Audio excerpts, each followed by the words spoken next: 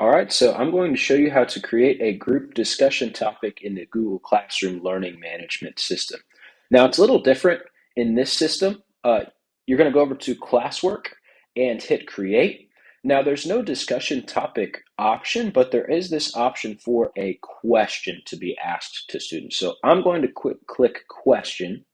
Then I can type my discussion topic question at the question line. So I'll say, what did you have for dinner last night will be my discussion question for this example. Now I'm going to keep it a short answer. You could pick multiple choice if you'd want it to just be like a daily review style question, but since it's a discussion style, I'm going to leave it a short answer.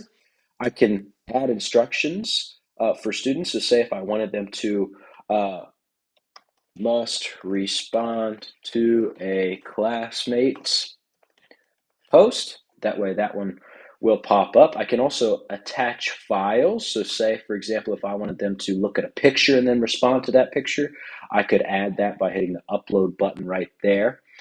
I'm going to change this to 10 points because I don't want it out of 100. I want it a little less than that.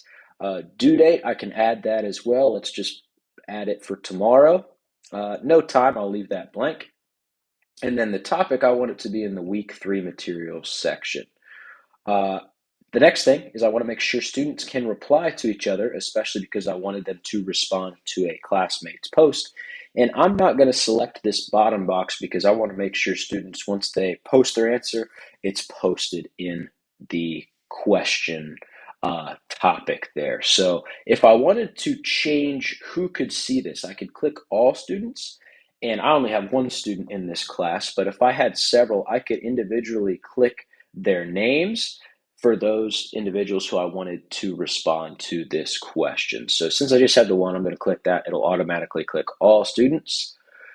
Then all I will go is I will click this ask button, and it should post directly to that home page.